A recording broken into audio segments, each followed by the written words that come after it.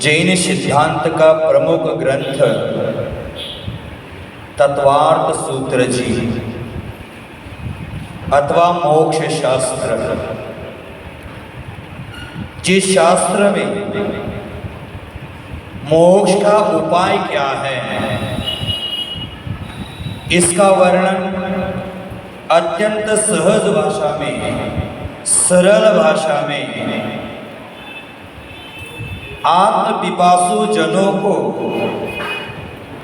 जैन तत्व को समझने में रुचि उत्पन्न करा दे, ऐसी भाषा में कहा गया है। सर्वप्रथम मंगलाचरण में वीतरागी भगवान को नमस्कार करने के उपरांत शिष्य का सवाल था कि मोक्ष प्राप्ति का उपाय क्या है। तो आचार्य महाराज जी ने कहा, सम्यक दर्शन ज्ञान चारित्राणि मोक्ष मार्ग। मैंने सम्यक दर्शन ज्ञान चारित्र मोक्ष का मार्ग है। तो पुनः शिष्य के मन में सवाल उत्पन्न हो जाता है, वो सम्यक दर्शन का लक्षण क्या है। तो पुनः कहा, तत्वार्थ श्रद्धानाम सम्यक दर्शनम, माने तत्व के भाव को वस्तु के स्वरूप सही अर्थ का, पदार्थ का श्रद्धान करना सम्यक दर्शन है। वह सम्यक दर्शन भेद की अपेक्षा देखा जाए तो सराग सम्यक दर्शन, वीतराग सम्यक दर्शन, औपशमिक सम्यक दर्शन, शायोपशमिक सम्यक दर्शन, शायिक सम्यक दर्शन। गुणस्थान की अपेक्षा देखा जाए तो मिथ्यात्व सम्यक्त्व, साधारण सम्यक्त्व, मिश्र सम्यक्त्व, औपशमिक सम्यक्त्व, शायोपशमिक सम्यक्त्व, शायिक सम्यक्त्व, इसकी चर्चा करनी। और सम्यक दृष्टि के पास मुख्य 4 गुण होते हैं, उसकी भी चर्चा करना। प्रशम, सम्यक, अनुकंपा और अस्तित्व। वह सम्यक दर्शन है उत्पत्ति की अपेक्षा 2 प्रकार का है। कौन से 2 प्रकार हैं? निसर्गज और आदिगमज। निसर्ग सम्यक दर्शन है, वो पर के उपदेश के बिना अपने ही पूर्व भव के संस्कार से उत्पन्न होता है, उसे निसर्ग सम्यक दर्शन कहा। आपका पूरा डायरी रिवीजन कर रहा हूं मैं। आदिगमज सम्यक दर्शन जो देव शास्त्र गुरु आदि के उपदेश से उत्पन्न होता है, उसको आदिगमज सम्यक दर्शन कहते हैं। उदाहरण के लिए समझा जाए तो जो सम्यक दर्शन प्रवचन सुनकर होता है, स्वाध्याय से धर्म पर श्रद्धान होकर होता है, समो शरण को देखकर होता है, भगवान का दर्शन से श्रद्धा उत्पन्न होता है, जाति स्मरण से श्रद्धा उत्पन्न होता है, वेदनानुभव से श्रद्धा उत्पन्न होता है, देवों की वृद्धि को देखकर होता है, वृद्धिधारी मुनियों की वृद्धि को देखकर सम्यक दर्शन होता है, उसे आदिगमज सम्यक दर्शन कहते हैं। और सम्यक दर्शन के बाह्य निमित्त, अंतरंग निमित्त को हमने समझा है कि बाह्य निमित्त क्या है? पर का उपदेश। और अंतरंग निमित्त अपने आप से नहीं, अंतरंग निमित्त मैंने अच्छी तरह से समझाया था। मिथ्यात्व, मिथ्यात्व, सम्यक मिथ्यात्व, सम्यक प्रकृति, अनंत अनुबंधी क्रोध, मान, माया, लोभ, इसका क्षय, उपशम अथवा क्षयोपशम, इसके माध्यम से अंतरंग कारण बताया था। अब आगे पहला सूत्र आया था कि तत्वार्थ श्रद्धानम सम्यक दर्शनम। तो आज हम तत्व के भेद क्या है इसके बारे में समझेंगे। शिष्य ने सवाल किया, अब आपने तो कहा कि तत्वा सज्जानम सम्यक दर्शनम तद निसर्गा तदिगमात्मा, ये तो हमें समझ में आया। अब तत्व क्या है, तत्व के भेद कितने हैं, इसके बारे में चर्चा करेंगे। आप तत्व के भेद जानते हैं, जानते कि नहीं जानते? जानते हैं। मैं शुरुआत करूंगा तो आगे का बोल देंगे। जीव, अजीव, आश्रव, बंध, संवर, निर्जरा, मोक्ष, ये 7 तत्व हैं। इन्हीं तत्वों के भेद इस सूत्र में कहे हैं। पहले सूत्र का उच्चारण अच्छी तरह से शुद्ध तरीके से करते, पुनः हम एक टॉपिक का चर्चा करते हैं। जीवा जीव बोलना है सबको। जीवा जीवाश्रव, जीवा जीवाश्रव बोल देना, कस करके बोल देना। जीवा जीवाश्रव, जीवा जीवाश्रव, बंध, बंध नहीं बोलना है, ध बोलना है। बंध माने डोर बंद करना, और या बंध माने बंद जाना, है ना। बंध, संवर, संवर, निर्जरा, निर्जरा, मोक्षास, मोक्षास, मोक्षास, तत्वम, तत्वम, तत्वम। जीवा जीवाश्रव, बंध, संवर, निर्जरा, मोक्षास, तत्वम।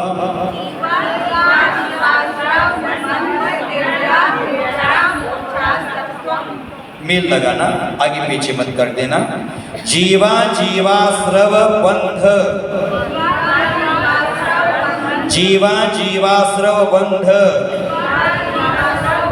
संवर, निर्जरा, मोक्षास, तत्वम। संवर, निर्जरा, मोक्षास, तत्वम। संवर, निर्जरा, मोक्षास, तत्वम।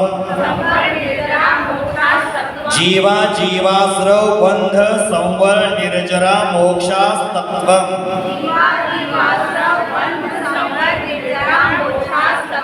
जीवा जीवाश्रव, बंध, संवर, निर्जरा, मोक्षास, तत्वम।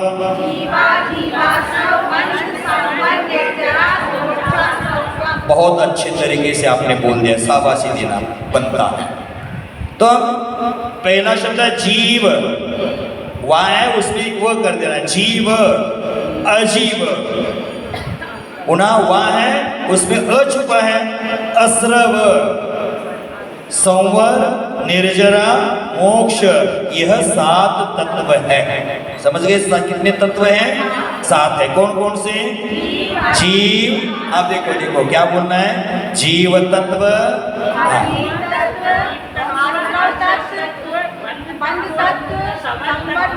सभी एक साथ जवाब देना। इसमें क्या है, कोई कोई तुक लगाता है, इसलिए जीव तत्व,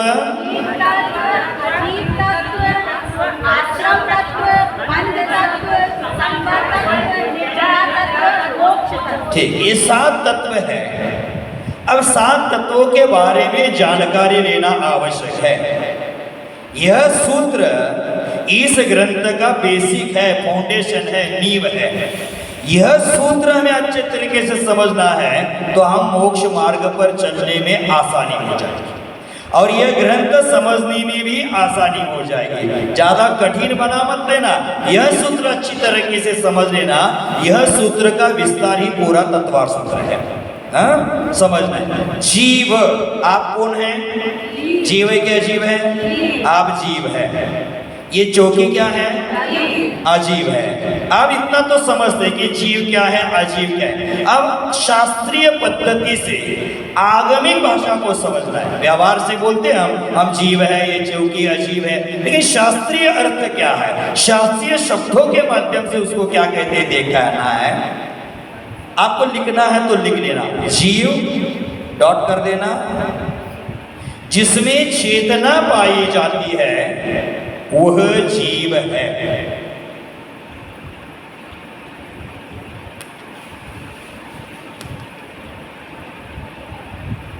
जिसमें चेतना पाई जाती है वह जीव है, अथवा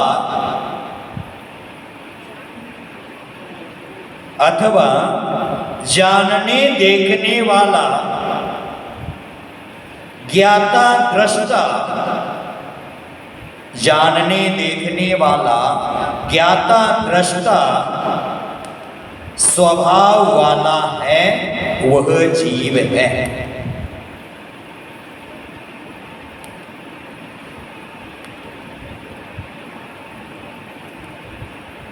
अथवा सुख सत्ता,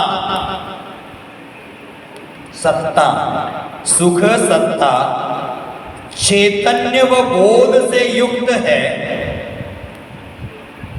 चैतन्य व बोध से युक्त है वह जीव है। मैंने जीव की 3 प्रकार से व्याख्या आपके सामने रखी है। पहला क्या है? जिसमें चेतना पाई जाती है वह जीव है। ज्यादा कंफ्यूज मत कर देना, इतना ही व्याख्यान आपके लिए पर्याप्त है। जिसमें चेतना पाई जाती है वह जीव है। अगर ये समझ नहीं पाए तो जानने देखने की शक्ति जिसमें है अथवा जानने देखने वाला ज्ञाता दृष्टा स्वभाव वाला जीव है। अब आपको समझना है हम जीव है तो हम कैसे हैं? हम में चेतना पाई जाती है अथवा जानने देखने की शक्ति है। ये चौकी में जानने देखने की शक्ति है क्या? नहीं है। तो मुझ में जानने देखने की शक्ति है अथवा मैं ज्ञाता दृष्टा हूं, इसीलिए मैं जीव हूं।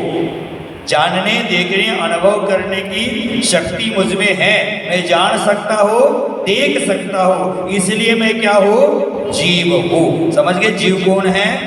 जिसमें चेतना पाई जाती है, जानने देखने वाला होता है, ज्ञाता दृष्टा स्वभाव वाला है, वह जीव है। समझ गए जीव का व्याख्यान? अब कंफ्यूज नहीं, आगे चलने वाला है। जीव के बारे में पूरा जानने वाले हैं हम। और जीव को ही अजीव के कारण आश्रय होता है, बंध होता है। वही जीव जब शक्तिशाली बनता है तो कर्म आने के द्वार को रोकता है, माने संवर होता है। जो बांधे गए कर्म है उसकी निर्जरा करता है और वही मोक्ष जाता है। माने सभी में प्रमुख भूमिका किसकी है? जीव की। माने किसकी? आप मेरी समझ लेना, मैं इसमें बंधा हूं। पुद्गल के प्रति मोह करने के कारण, उसके प्रति आसक्ति करने के कारण मैं इसमें फंस गया हूं। तो मुझे इससे बाहर निकलना, तो मेरा स्वरूप क्या है, मेरा स्वभाव क्या है, ये समझना। व्यवहार में आप बोलते मेरा नेचर आप जानते नहीं, मेरा स्वभाव आप जानते नहीं। क्या है तेरा स्वभाव? आपका स्वभाव क्या है? ज्ञाता दृष्टा, जानना देखना, ये मेरा स्वभाव है। मेरा स्वभाव मैं ही नहीं जानता तो दूसरों को क्यों बोलते हैं मेरा स्वभाव जानते नहीं? मैंने क्रोधादि कषाय होते हैं उसको ही मेरा स्वभाव माना है, लेकिन ये जीव का स्वभाव नहीं, ये जीव का विभाव है। विभाव को ही मैंने स्वभाव माना, इसलिए दुख पाया है। समझ गए? तो एक जीव का व्याख्यान आज आपने समझ लिया अच्छी तरह से। अगर नींद में भी पूछा जाए तो क्या कहना है? जीव क्या है? चेतना पाई जाती है वह जीव। इतना ही व्याख्यान पर्याप्त है। आगे का क्या है? थोड़ा सजाया है बस। जिसमें चेतना पाई जाती है वह जीव है। अब मैंने जीव की व्याख्या तो आपको बता दी, अब आजीव की व्याख्या आप लोग मुझे बता देंगे।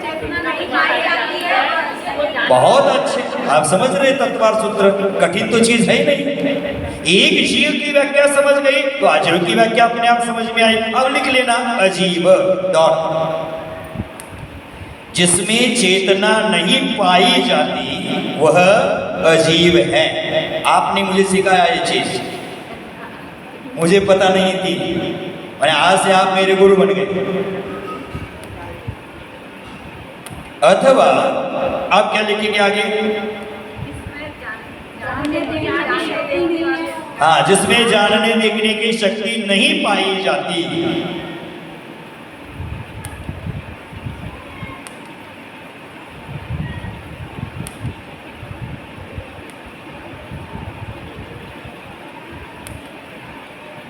जो अचेतन, जड़ संवेदनहीन है वह अजीव है। कितना सीधा सरल ग्रंथ है। बताओ आपने क्या लिखा अजीव का व्याख्यान।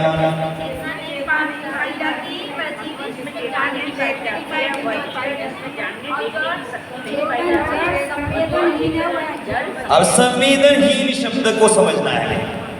आपको यहाँ चिमटी काटते हैं, चूटी काटते तो संवेदनाएं हैं, वेदन होता है, इसलिए मैं जीव हूं। और इसको चोटी काटेंगे तो लकड़ी को, चौकी को नहीं। तो संवेदनहीन है वह अजीव है। अब जीव को समझ लिया, अजीव को भी समझ लिया। ये दो को ही समझना है और इस दो को समझने के लिए बाकी सब सिद्धांत का विस्तार है। हमें जानना किसको है? जीव अजीव को ही जानना है। जीव और अजीव में भेद करना है। जिस अजीव तत्व को, संवेदनहीन तत्व को, जिसमें चेतना नहीं है, ऐसे तत्व को हमने अपना माना है। वही हमारी गलत धारणा है। उस गलत धारणा को बदलना है। देखो गधा, आप गधा शब्द यूज करते तो गधा है, गधा कहीं का। गधा किसको कहते हैं? ग मीन्स गलत और धा मीन्स धारणा। जिसकी गलत धारणा है वह सब। अगर हमने जैन सिद्धांत के बारे में, जीव तत्व के बारे में, अजीव तत्व के बारे में अगर गलत धारणा कर ली होगी तो हम क्या हैं? हम नहीं कहते, आप अपने आप समझना। हम अपने आप समझना। मैं आपको गधा क्यों कहूंगा? जो गलत धारणा करता है वह गधा होता है। समझ गए? हम अजीव क्या व्याख्यान समझ गए। अब आश्रव, शुभ और अशुभ कर्मों के आने के द्वार रूप आश्रव है।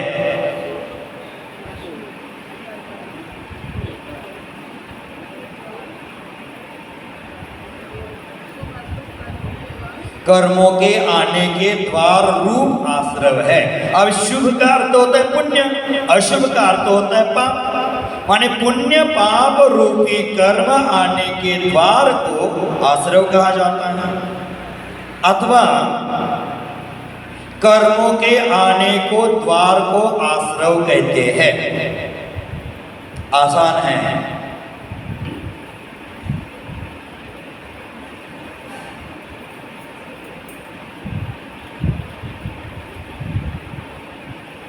आश्रव का पहला व्याख्यान करते हुए क्या किया?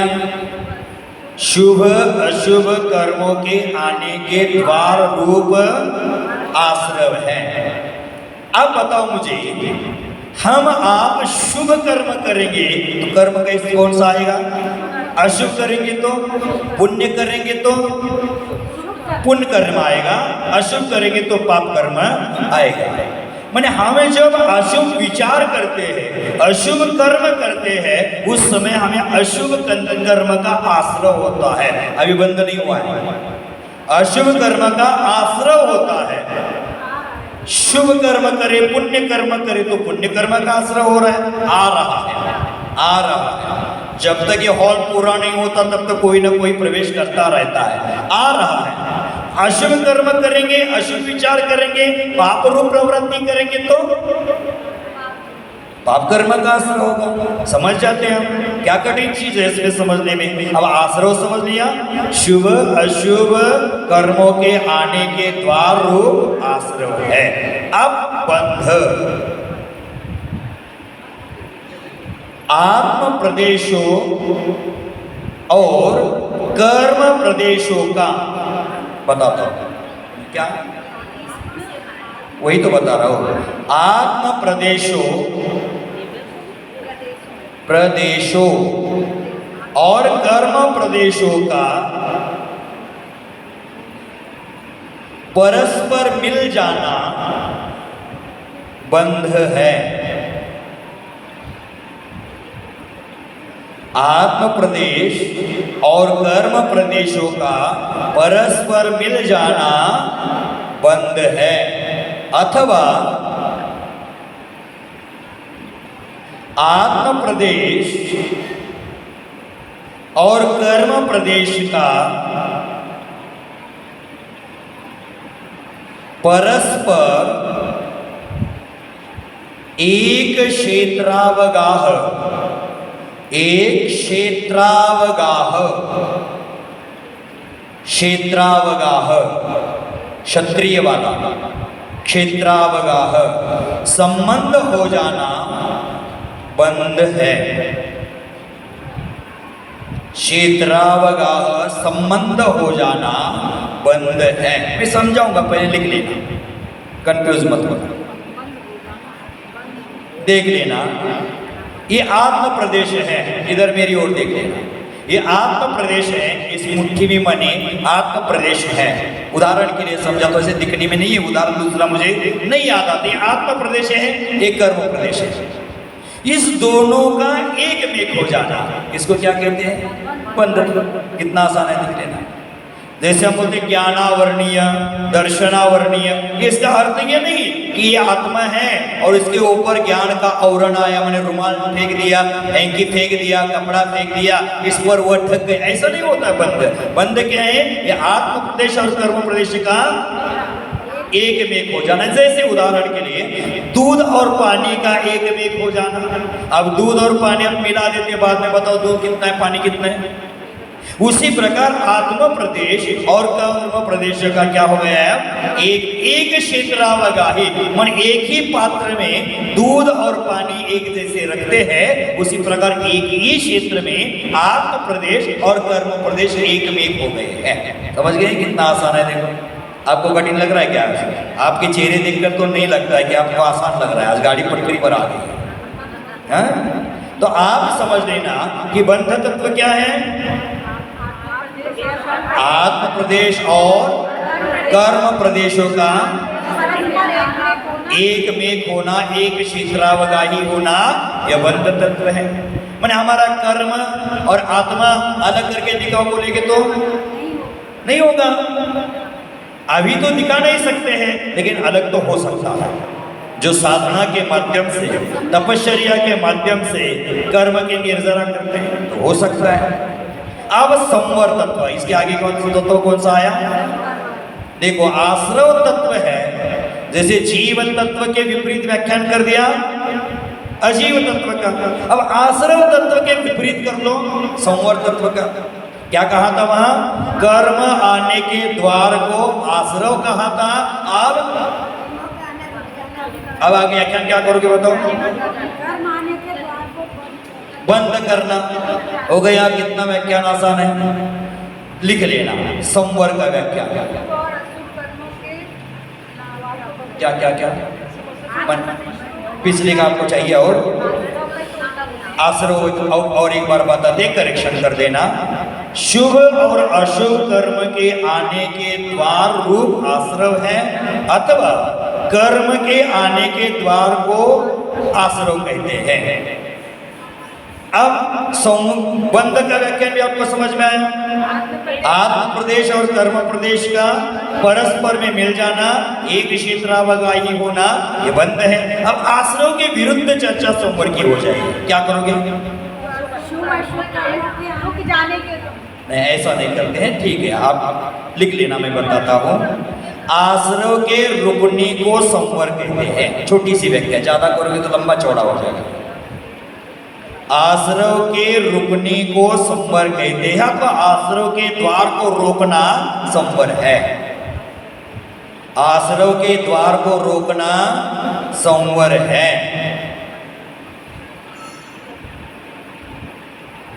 अब निर्जरा,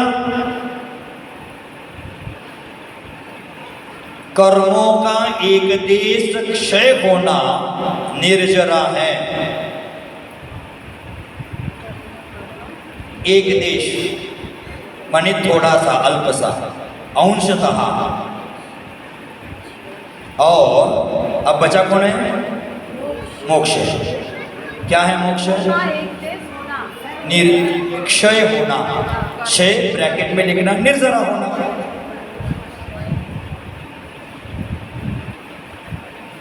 अमोक्ष समस्त कर्मों का आत्मा से पृथक हो जाना, माने अलग हो जाना। पृथक का अर्थ क्या होता है? अलग। आप समझ नहीं पाए तो ब्रैकेट में अलग लिख लेना। पृथक होना अथवा ब्रैकेट में अलग हो जाना मोक्ष है।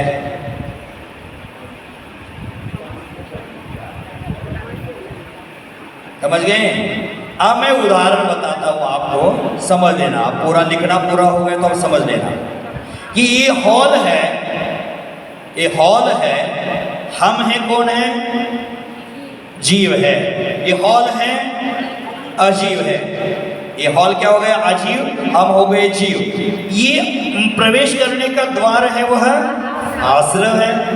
हॉल में सब लोग आकर बैठ गए अपने अपने जगह पर, बंद है। अब हॉल फुल हो गया, अंदर प्रवेश करने के लिए किसी को जगह नहीं, दरवाजा बंद कर दिया। मैंने क्या कर दिया? आना नहीं, किसी को अंदर आना, प्रवेश के लिए जगह नहीं। अब क्या हो गया? संवर। अब हॉल में ज्यादा हुमस हो लगे, गर्म हो रही है, एक एक एक एक निकालो बाहर, एक एक निकालो बाहर। क्या हो गया? एक देश निर्जरा। पूरा हॉल खाली नहीं हुआ अभी एक एक निकल रहा है तो निर्जरा, और पूरा हॉल खाली हो गया। कितना आसान है मोक्ष, कितना समझना आसान है। हम तत्व सूत्रों को कठिन समझ रहे थे। उदाहरण के लिए और भी समझाता हूं। आपके कपड़ा का दुकान है, कपड़ा का दुकान है, तो कपड़े के दुकान का मालिक कौन है? मनोज ट्यूबलाइट नहीं, जीव है। कपड़े का दुकान का मालिक कौन है? जीव है। हम कलकत्ता जाकर कपड़ा परचेस कर लिए, वो कौन है? अजीब है, अजीब है। ट्रांसपोर्ट के द्वारा कपड़ा हमारे दुकान में आ गया। अब क्या हो गया? आपने जो मंगाया था कपड़ा अपने शोकेस में सजा कर रख दिया। क्या हो गया? बंद हो गया, सजा कर रख दिया बंद। एक एक ग्राहक आने लगा, एक एक कपड़ा बिकने लगा। नहीं, अब सोमवार रुका, मैंने कपड़ा लाया, बस्ता लाया, दुकान में रखा, बंद हो गया, शोकेश में रखा। अब हमारे दुकान में कपड़ा रखने की जगह नहीं है, बस शोकेश का ग्लास बंद कर दिया। क्या कर दिया? संवर कर दिया। अब क्या हो गया? एक एक ग्राहक आने लगा, एक एक कपड़ा बिकने लगा। क्या हो गया? निर्जरा, और पूरा दुकान खाली हो गया। मोक्ष। और एक उदाहरण देता हूं, जो घिसा पिटाया हमेशा वही सुनते हैं। हम जीव है, पानी में नाव है। हम जीव हो गए, नाव क्या हो गई? अजीव हो गई। अब पानी में नाव है, कहीं से ठोकर लगकर नाव को छेदा हो गया, पानी अंदर आने लगा, आश्रय हो गया। अब पहले पानी बाहर निकालोगे कि पानी आने के द्वार को बंद करोगे?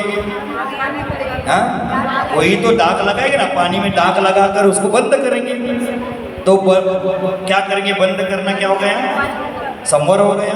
अंदर पानी प्रवेश कर गया, आश्रय हो गया, बंद भी हो गया, पानी जम गया वहां। आप पहले क्या कर दिया? हमने पानी आने का द्वार बंद कर दिया, माने कर्म आने के द्वार को बंद कर दिया, संवर हो गया। अब संवर हो गया, पानी आने के द्वार को भी बंद कर लिया, लेकिन जब तक नाव में पानी है तब तक आप सुरक्षित नहीं है। तो क्या करना है? पानी बाहर निकालना शुरू कर दिया, एक एक बाल्टी, एक एक लोटा। तो क्या हो गया? एक देश निर्जरा हो गई, और पूरा पानी संसार समुद्र पार हो गए, मोक्ष हो गया। मैंने हमें समझना ही 7 तत्वों के बारे में। 7 तत्वों के बारे में जब हम समझते हैं तो हम अच्छी तरह से तत्वसूत्र को समझेंगे, अपने जीवन को समझेंगे। 7 तत्वों में जीव प्रधान तत्व है। जीव के द्वारा ही 7 तत्वों का फल भोगा जाता है। इसीलिए जीव को सर्वप्रथम कहा है। जीव अजीव का उल्टा जीव है, इसलिए तत्व में बाद में अजीव कहा है। जीव और अजीव मिलकर आश्रय करते हैं, इसलिए बाद में आश्रय कहा। आश्रय होने के बाद बंद एक मेघ हो जाते हैं, बंद हो गया। जीव अजीव का पृथकीकरण, जब जीव का स्वभाव पता चल जाता है तो कर्म आने के द्वार को बंद कर दिया, संवर हो गया और अब तपश्चर्या के माध्यम से निर्जरा हो गया, मोक्ष हो गया। और ये 7 तत्व इस प्रकार से जैनाचार्यों ने कहे गए हैं। आप समझ गए हैं 7 तत्वों के बारे में? उदाहरण 2-3 आपको मिल गए। एक हॉल का मिल गया है, एक कपड़ा दुकान का मिल गया है, एक नाव का मिल गए ना। अब इतने में आप समझ गए कि और कुछ समझाना बाकी है? नहीं ना। आज जीव किसे कहते बताओ? चेतना पाई जाती है, पर्याप्त है। अजीव किसमें कहते हैं? जिसमें चेतना नहीं पाई जाती वह अजीव है। आसरो किसको कहते हैं? शुभ अशुभ कर्म के आने के द्वार को आसरो बंद। बहुत अच्छे। आत्म प्रदेश और कर्म प्रदेशों का एक में होना अथवा एक क्षेत्रावगाही होना बंद है। अब संवर, आश्रव के रुकने को संवर कहते हैं, आश्रव के द्वार को रोकने को संवर कहते हैं। निर्जरा, बहुत अच्छे। कर्मों का एक देश से होना और मोक्ष, ठीक है, बहुत अच्छे। आप लोग में से एक कोई व्यक्ति मुझे उदाहरण के साथ समझा दे। अपने 2-3 उदाहरण दिए थे ना, उसमें कौन सा उदाहरण आपको पसंद आया वो मुझे समझा दे। हॉल वाला समझा दो, समझा दो। जीव हम हैं हो गया। हॉल, पहला हॉल असर, हाँ हॉल अजीव है। हाँ, सब अपने अपने जगह पर बैठ गए, बंद जगह पर अपने अपने बैठ गए। अब ज्यादा हुम्मस होने लगी है, चाय की याद आ गई है, एक एक उठकर जा रहा है। क्या हो गया? निर्जरा। पूरा हॉल खाली हो गया। बहुत अच्छे, आपको अच्छी तरह से समझ में आज का विषय आ गया है, ऐसा मैं समझता हूँ। और भी उदाहरण और एक देता हूँ आपको।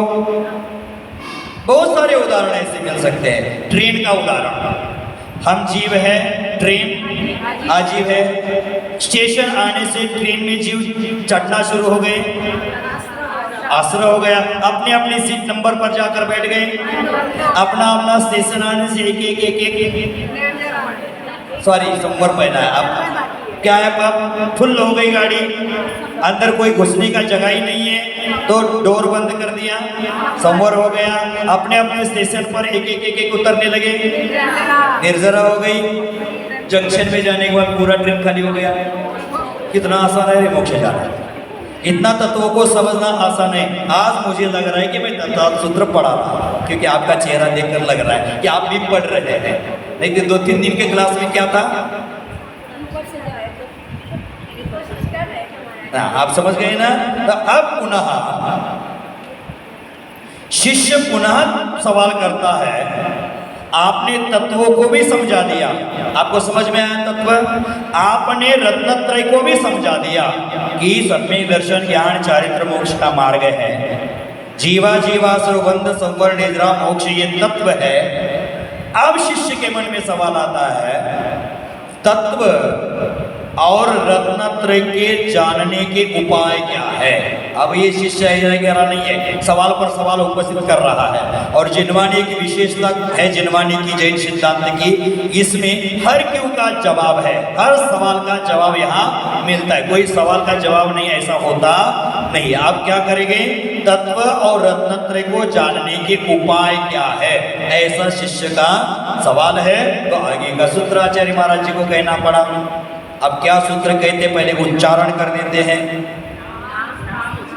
अब आप सीखने आए कि सिखाने आए समझा देना।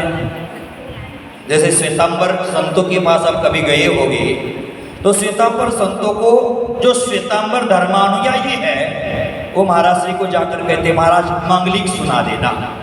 मंगलिक सुना देने का अर्थ क्या होता है, नमोकार सुना देते, ज्यादा कुछ नहीं करते। और ज्यादा कुछ हो गए तो चमत्कारी दंडक आदि सुना देते हैं। और सामने वाले जो जैन श्वेतांबर जैन धर्मावलंबी है वो गुरु के मुख से नमोकार मंत्र शांति से सुनते हैं। और हम लोग दिगंबर अनुयायी क्या करते हैं, गुरुजी नमो अरियंतानम बोलते हैं तो सामने से नमो सिद्धानम सुनाई देता है। उसी प्रकार मैंने नाम आपको उच्चारण करने के लिए बोला तो आपने स्थापना द्रव्य भाव तत्न्यास बोलकर करो। सीखो ना, पहले उच्चारण सीखो। नाम नाम स्थापना स्थापना स्थापना द्रव्य द्रव्य भाव भाव भाव तस्तन्यास तस्तन्यास ह का उच्चारण करना, विसर्ग का उच्चारण करना। तत्तन्यास तत्तन्यास नाम स्थापना द्रव्य भाव तत्तन्यास।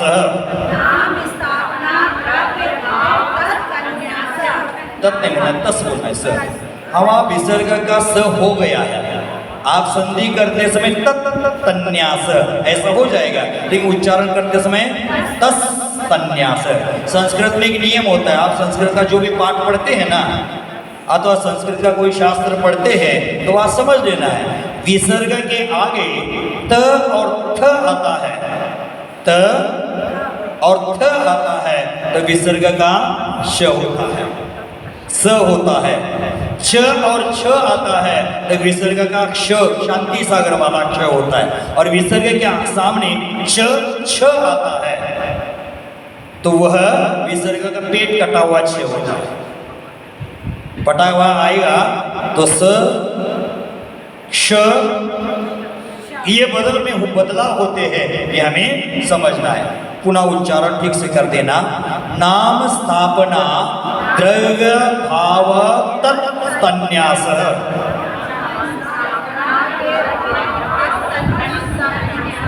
भावस आधा तक बोला, भावस कट कर देना। नाम स्थापना द्रव्य भाव तत्तन्यास। नाम स्थापना द्रव्य भाव तत्तन्यास। अब तत्वों को रत्नत्रय जानने का उपाय बता रहे हैं। पहला नाम समझ गए, नाम माने नेम, आपका नाम अपना अपना। स्थापना द्रव्य भाव से, नाम स्थापना द्रव्य भाव से उन सातों तत्वों का और रत्नत्रय का निक्षेप या लोक व्यवहार होता है। लिख रहे हैं आप, लिख लेना। नाम स्थापना द्रव्य और भाव से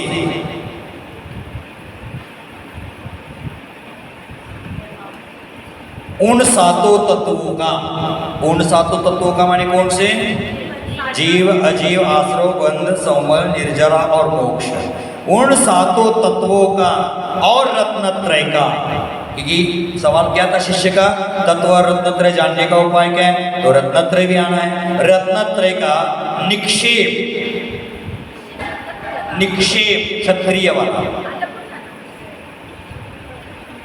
बताता हूं, व्याख्यान बताता हूं, पहले लिख लेना। निक्षेप या लोक व्यवहार होता है,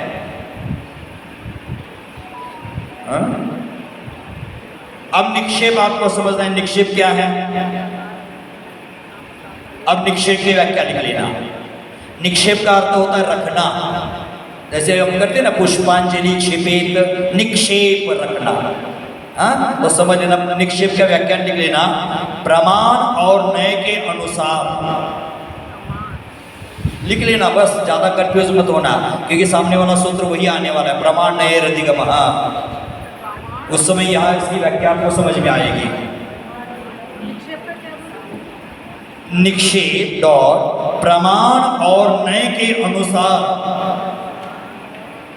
प्रचलित लोक व्यवहार को निक्षेप कहते हैं।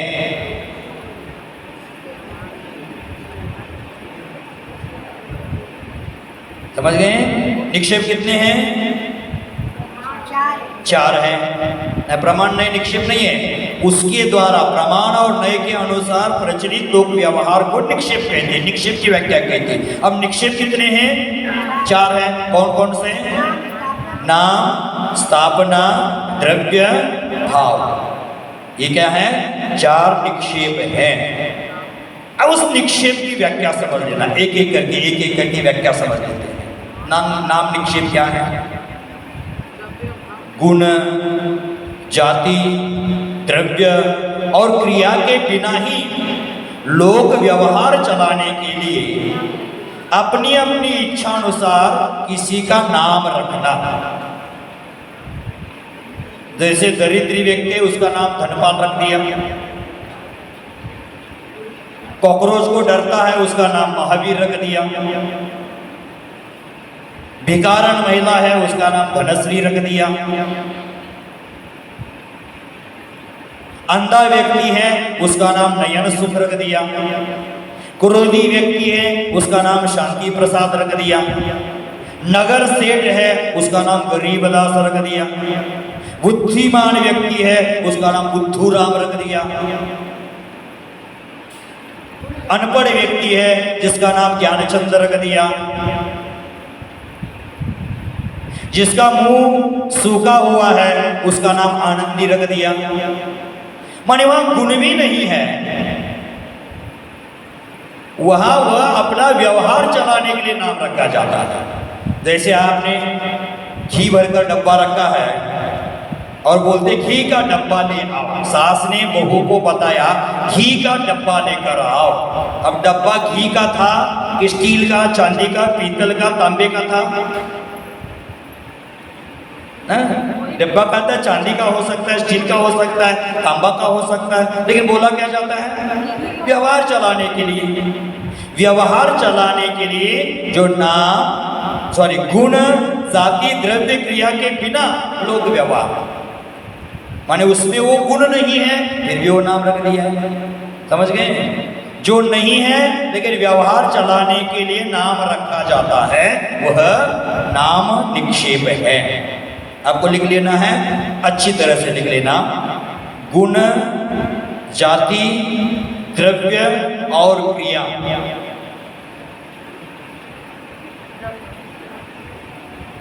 गुण, जाति, द्रव्य और क्रिया के बिना ही लोक व्यवहार चलाने के लिए अपनी इच्छानुसार किसी का नाम रखने को नाम निक्षेप कहते हैं। आप उदाहरण देना 2-4। हाँ, अच्छा, और उदाहरण देना।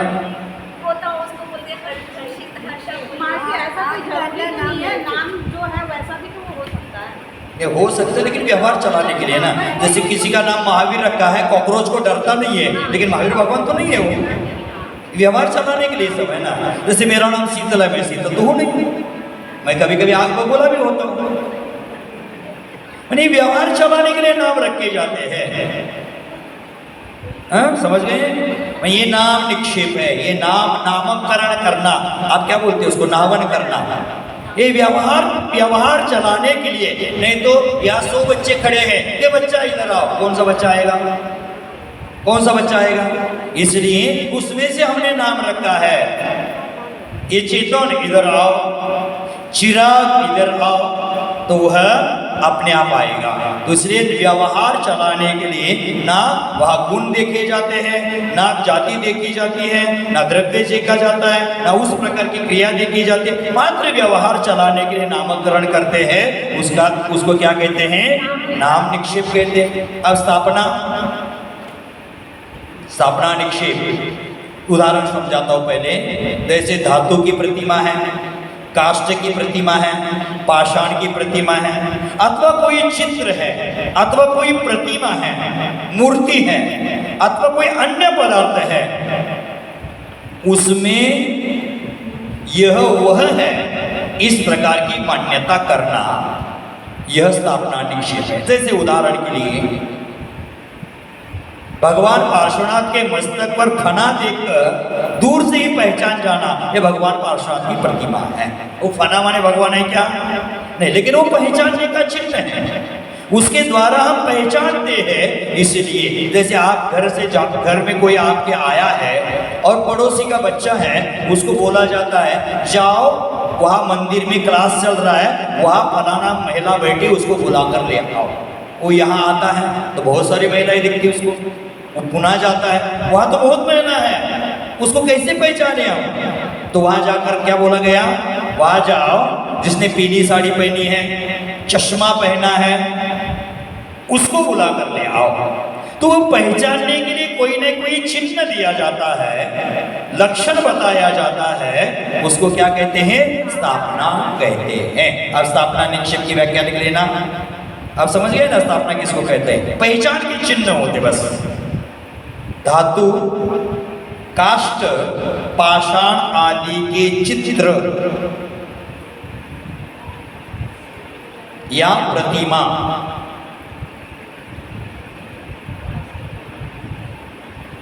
तथा अन्य पदार्थ में यह वह है, यह वह है, मैंने जो बताया था घर से निकलते समय पीली साड़ी चश्मा, हाँ यह वही है, हा? इस प्रकार मान्यता करना स्थापना निक्षेप है।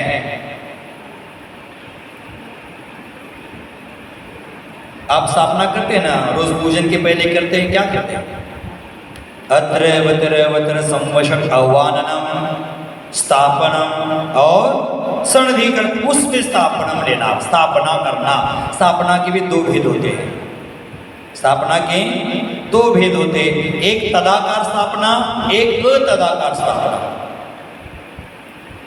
अर्थ उसमें से आपको निकालना हो तो निकाल सकते हैं। तदाकार स्थापना, तद आकार स्थापना, उसी आकार की स्थापना करना। जिस पदार्थ का जैसा आकार है उसमें उसी आकारवान की कल्पना करना तदाकार स्थापना है। जैसे पार्श्वनाथ की भगवान आकार युक्त बनाई, ये पार्श्वनाथ है, ये तदाकार स्थापना। और अतदाकार स्थापना, भिन्न आकार वाले पदार्थों में भिन्न आकार की कल्पना करना। जैसे उदाहरण के लिए बताते हैं, आप शतरंज का खेल खेलते हैं, उसमें क्या गोटी में ये राजा है, ये प्रधान है, ये घोड़ा है, ये सैन्य है, आदि आदि की हम कल्पना करते। माने वो राजा के आकार का नहीं है, घोड़े के आकार का नहीं है, प्रधान के आकार का नहीं है, हाथी के आकार का नहीं है, फिर भी उसमें आकार नहीं होते हुए भी उसमें वह स्थापना करना क्या है? अतदाकार स्थापना है। जैसे पूजा करते हैं, पूजा करते हुए पीला चावल में पुष्पों की कल्पना करते हैं, लौंग में धूप की कल्पना करते हैं, पीली चटक में दीप की कल्पना करते हैं, अथवा सफेद चटक में नैवेद्य की कल्पना करते हैं। माने बिना आकार में भी उसमें वो माना जाता है, उसको तदाकार स्थापना कहते हैं। समझ गए? अब तदाकार स्थापना किसको कहते हैं? जिसमें जो आकार पाया जाता है, जिसका जैसे आकार है उसी आकारवान की कल्पना करना तदाकार स्थापना है। जैसे पार्श्वनाथ की प्रतिमा जी में पार्श्वनाथ की कल्पना करना, कृत्रिम शिखर जी का पहाड़ बनाया जाता है विधान आदि कार्यों में, उसमें शिखर जी की कल्पना करना। अथवा मंदिर में विधान आदि के लिए समोशरण की रचना की जाती है, उसको ही समोशरण करना। लेकिन वो समोशरण होता है क्या? समोशरण तो साक्षात होते हैं चतुर्थ काल में, लेकिन समोशरण की प्रतिकृति बना करके उसको ही क्या कहना? समोशरण। अथवा मंदिर को समोशरण कहना, मंदिर मंदिर होता है लेकिन उसमें समोशरण की मान्यता कर लेना। अथवा चांदी की हो, पीतल की हो, काष्ठ की हो, जो मंदिर में अभिषेक करने तो यूज करते, उस पांडुक शिला को पांडुक शिला कहना। वो पांडुक शिला तो नहीं है, पांडुक शिला तो मेरू पर्वत पर है, लेकिन हम उसी प्रकार का आकार बना करके कल्पना करते हैं, उसको तदाकार स्थापना का। और अतदाकार स्थापना भिन्न भिन्न आकार में, जिसमें जो नहीं है उसमें वो गुणों का आरोप करके जो कहा जाता है वो, जैसे शतरंज की गोटियों में राजा, वजीर, हाथी, घोड़ा, पदाती आदि की कल्पना करना। सामान्य पत्थर के टुकड़े में भगवान की मान्यता बना लेना। पीले चावल में पुष्पों की मान्यता बना लेना। चटक में नैवेद्य की कल्पना करना। पीले चटक में दीपक की कल्पना कर देना। लौंग में धूप की मान्यता बना लेना। मंदिर में समोशरण की मान्यता बना लेना। ये सब क्या हो गई? अतदाकार स्थापना हो। अब हमें समझना है, हमने नाम, स्थापना, निक्षेप को समझ लिया। अब नाम, स्थापना, निक्षेप में आपको अंतर क्या दिख रहा है? दोनों में भेद क्या दिख रहे हैं? नाम स्थापना क्या कहा कि द्रव्य, जाति, गुण, क्रिया के बिना लोग व्यवहार चलाने के लिए नाम रखते हैं। और स्थापना में धातु, काष्ठ, पाषाण आदि के मूर्तियों में वह यह है, ये कल्पना करते हैं। दोनों में भेद आपके विचारों से आपने जो समझा है उसमें दोनों में भेद क्या दिख रहा है आपको?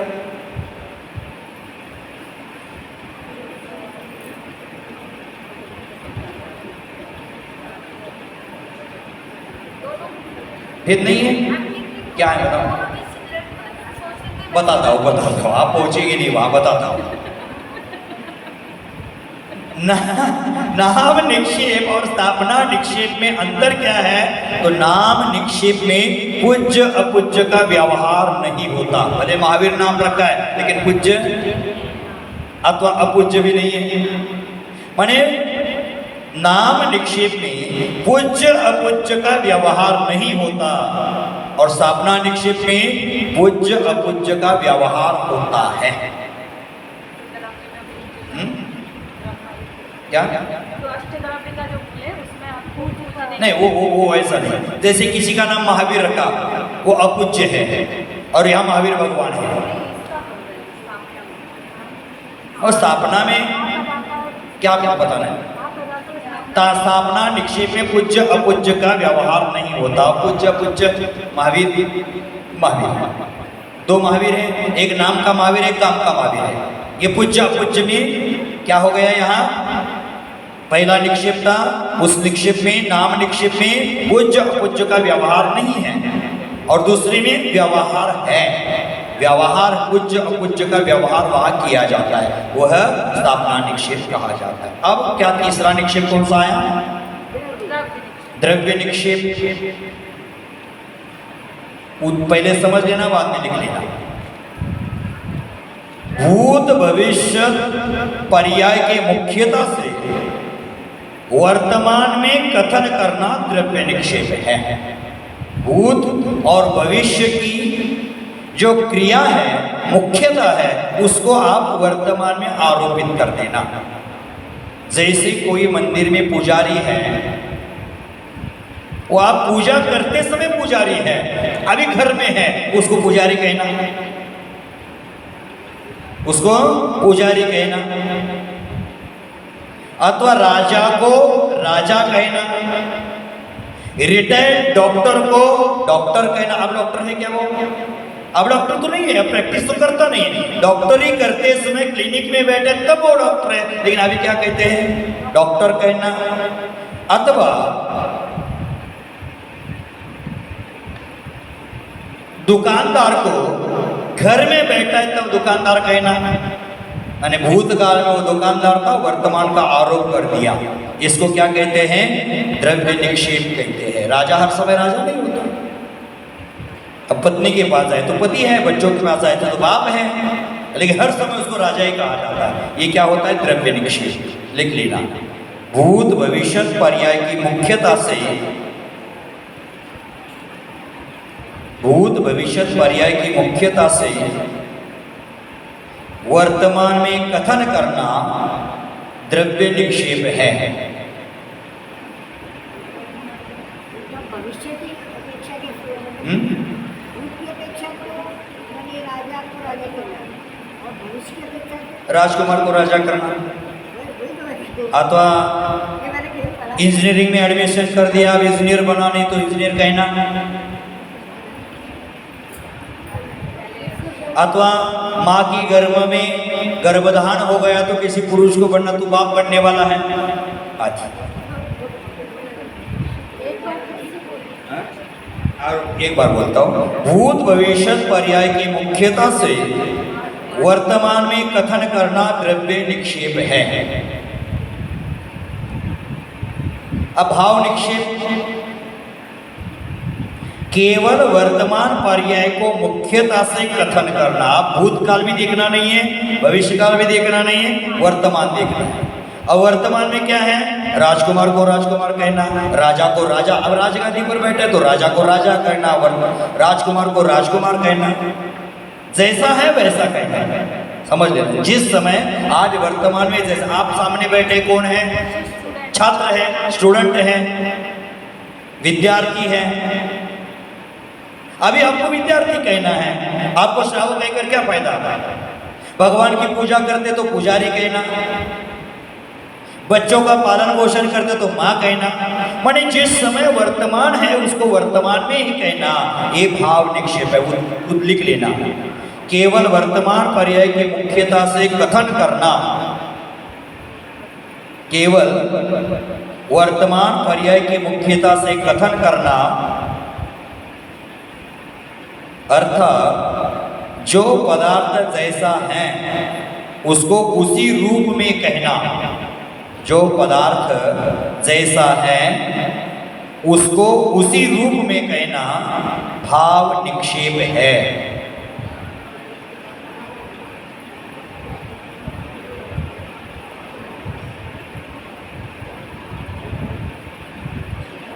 समझ गए? इसी के द्वारा हमें अब तत्वों को समझना है। इन चार निक्षेपों के द्वारा हमें अब रत्नत्रय को समझना है। समझ गए? आज का विषय आपको समझ में आया है ऐसा लग रहा है। आया है कि नहीं आया है? आया है। अब नहीं आया तो आगे आएगा। जैसे हम एक जगह से स्वाध्याय करने बैठे थे, पंडित जी लोग आए थे, स्वाध्याय चल रही थी, उसमें कुछ संदेह हमने उत्पन्न कर दिया। तो उस पंडित जी को उसी समय याद नहीं आ रहा था, क्योंकि ज्ञान सब एक साथ याद आए कोई गारंटी नहीं। तो पंडित जी ने क्या कहा, मैंने सवाल किया था, उसका समाधान दे नहीं पाए। उन्होंने कहा आगे आने वाला है, आगे आने वाला है। तो आगे आने वाला पूरा शास्त्र खत्म हो गया, आया ही नहीं। तो हमने बोला पंडित जी उस समय मैंने संदेह पूछा था, आपके सामने शंका रखी थी, आपने कहा था आगे आएगा, आया ही नहीं आगे, पूरा ग्रंथ खत्म हो गया। हम वो बोले मैंने तो बोला आगे आएगा। तो आगे आएगा मैंने कब? बोले अब यह शास्त्र में नहीं आएगा तो केवल ज्ञान होने के बाद आएगा। उन्हें केवल ज्ञान होने के बाद आप समझोगे। उसी प्रकार आज नहीं समझ पाओगे तो कल जरूर, और आज समझ नहीं पाएंगे। आज अगर मन पूर्वक स्वाध्याय करते तो ये स्वाध्याय केवल ज्ञान के लिए कारण बन सकता है। इसलिए हमें सीखते रहना है, पढ़ते रहना। आज का सूत्र, 2 सूत्र अच्छी तरह से आपको समझ में आए। तत्व कितने हैं? 7 तत्व। बताओ। अब एक एक, थूक मत लगाना, एक एक हाथ ऊंचा करना। जीव का व्याख्या क्या है? जीव किसे कहते हैं? अरे बोलना नहीं है, बच्चों से ऐसा सीखना है, मात्र हाथ ऊंचा करना। हाँ, जीव किसे कहते हैं? हाँ बताओ। हाँ अच्छी बात है, जिसको चेतना पाई जाती है वो जीव है। अब अजीव किसको कहते हैं? आप बताओ। बहुत अच्छा है कि जो हाँ में था उसको ना में कर देना है, पॉजिटिव को निगेटिव करना है। जिसमें चेतना नहीं पाई जाती उसको अजीव कहते हैं। अब आश्रव किसको कहते हैं? आप बताओ। बताओ। आने के द्वार रूप आश्रव है, अथवा कर्मों के आने के द्वार को आश्रव कहते हैं। अब बंद किसे कहते हैं? कॉपी मत कर देना, नीचे देखना नहीं। आपको क्या समझ में आया हो बताओ। अब देखकर बताओगे तो अच्छा नहीं है। आपको क्या समझ में आया ये सुनना है मुझे। अब बंद किसको कहते हैं? बताओ। बहुत अच्छा, बहुत अच्छा। अब संवर क्या है? हाँ बताओ सारिका बहन। अब इतनी महिलाओं में अकेली का नाम पता है मुझे, इसलिए सारिका बहन का बताओ। आश्रव के रुकने को संवर कहते हैं। अब निर्जरा बताओ। कर्मों का एक देश क्षय होना निर्जरा है। मोक्ष, पीली साड़ी, समस्त कर्मों का क्षय होना मोक्ष है। संपूर्ण कर्मों का आत्मा से क्षय होना, निकल जाना, अलग होना मोक्ष है। कितना आसान आप समझ लिया। आज आप स्थापना निक्षेप कितने हैं? 4 है। कौन कौन से हैं? आप कोने में बताओ, निक्षेप कितने हैं? पहले कितने हैं बताओ। नाम,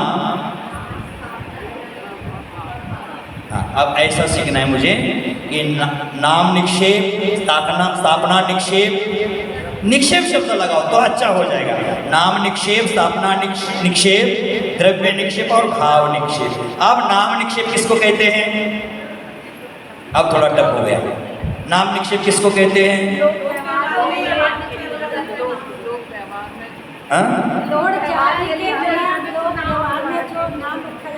उसको नाम निक्षेप कहते हैं। अब स्थापना निक्षेप,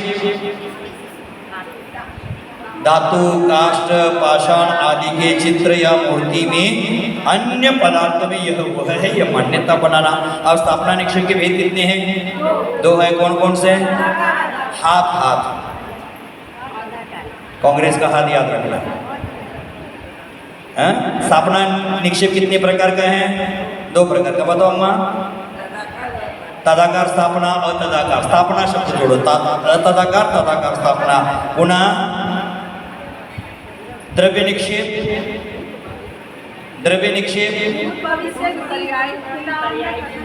भूत भविष्य पर्याय के मुख्यता से वर्तमान में कथन करना, द्रव्य निक्षेप। अभाव निक्षेप केवल वर्तमान पर्याय की मुख्यता से कथन करना, अर्थात जो पदार्थ जैसा है उसी रूप में कहना। भाव निक्षेप, आप पुनः जाकर घर में उसको रिवीजन करना, आपको तत्वार्थ सूत्र अच्छी तरह से समझ में आएगा। आप शिष्य का और एक सवाल रहेगा, आपने तत्वों को जानने का उपाय तो बता दिया, अब तत्वों को जानने का और क्या उपाय है क्या? मुझे समझ में नहीं आया। आपको समझ में आया, लेकिन ये शिष्य कहते हैं कि मुझे समझ में नहीं आया, और क्या उपाय है तो बताओ। तो कल का सूत्र कहेंगे प्रमाण नय रधिगमः, प्रमाण और नय के द्वारा जाना जा सकता है।